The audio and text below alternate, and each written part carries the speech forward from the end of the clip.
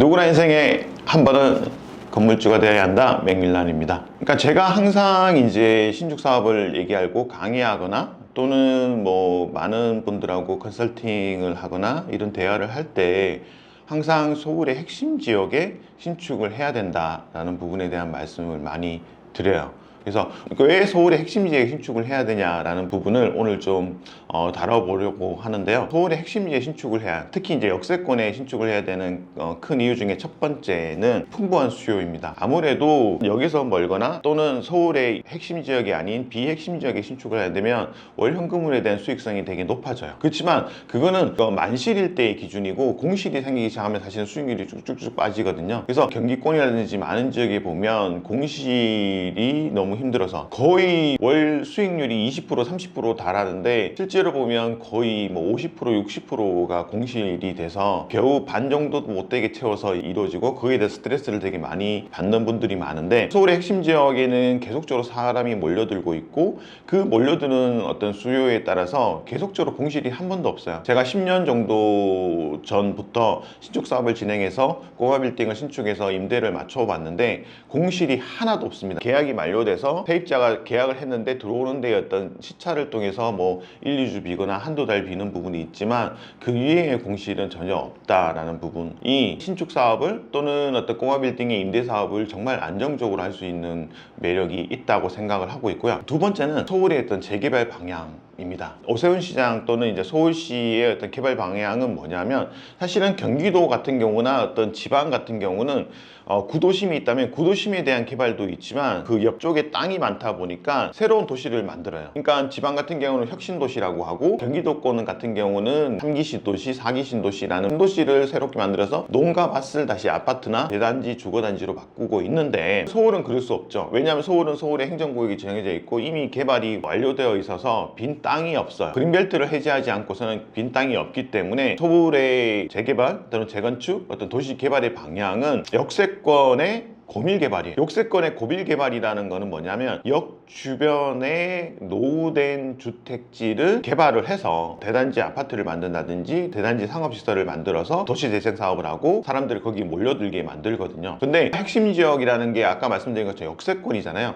역세권의 핵심 지역에 신축을 해놓으면 언젠가는 개발이 된다는 거죠. 그렇게 되면 아무래도 개발에 대한 차익을 볼 수밖에 없다. 그래서 많은 분들이 다세대라든지 빌라를 지분을 사서 재개발 재건축을 기대해서 뭐 5억 10억을 서울 지역에 투자를 해야 되거든요. 그래야지 이제 아파트를 20년 뒤에 받을지 30년 뒤에 받을지 모르는데, 저희는 안정적으로 서울의 핵심 지역에 40평 50평이 넘는 토지를 가지고 있고 거기에다 건물을 올리고 있기 때문에 월 현금 흐름도 아까 말씀드렸죠. 안정적으로 공실 없이 이루면서 나중에 매각해서 재건축 재개발이 됐을 때 토지의 가치에 준해서 감평을 받고 그에 따라서 기대 수익을 훨씬 더 극대화될 수 있기 때문에 서울시의 어떤 개발 계획에 대한 소외를 직접적으로 받을 수 있다라는 부분이 또 서울의 핵심 지역 신축 사업의 매력이라고 말씀을 드리고 있고요. 세 번째, 개발이 안 되더라도 큰 게 뭐냐면 신축 사업의 핵심이 결국에는 많은 분들이 이제 건물을 어떻게 구성하느냐에 있는데 저는 토지에 있다고 생각을 하거든요. 건물은 아무리 이쁘게 완성이 되더라도 시간이 지나면 감가가 돼요. 감가가 된다는 얘기는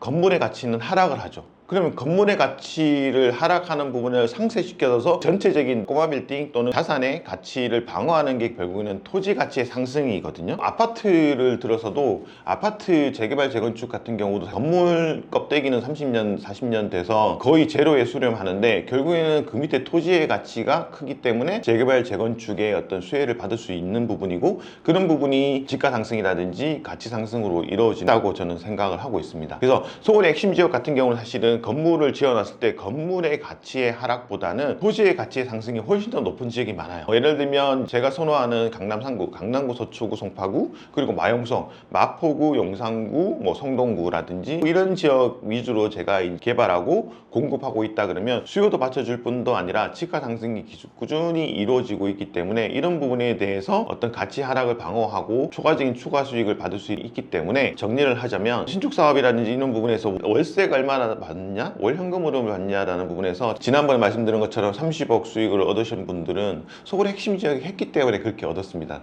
동일한 지역에 그때 만약에 대구라든지 또는 경기도권에 했다 그러면 그런 수익을 얻지 못했죠. 그런 부분에 대한 것도 좀 보셔야 된다라고 생각을 하고요. 절대적으로 제가 말씀을 드리지만 신축을 향후에도 진행을 할 때에도 서울의 핵심 지역, 제가 언급했던 강남 3구라든지 마용성이라든지 아니면 이제 사실은 관악구도 2호선 라인이 지나가는 어떤 핵심 지역이라든지 그런 지역 위주로 신축을 하고 개발을 하면 주거의 쾌적성도 느낄 수 있고 그리고 시세 차익도 누릴 수 있고 거기에 더불어 안정적인 월 현금 흐름도 창출할 수 있는 세 마리 토끼를 잡을 수 있는 사업이 될 수 있다라고 생각을 저는 합니다. 그래서 비용이 많이 든다라고 걱정하지 마시고 레버리지를 일으킨다면 오히려 경기도라든지 지방에서 신축하는 것보다 훨씬 더 적은 자본을 가지고도 신축을 할 수 있는 상황이 발생될 수도 있기 때문에 느껴주셨으면 좋을 것 같고요. 그래서 그런 부분에 대한 핵심은 누가 안다? 바로 이제 맥밀란과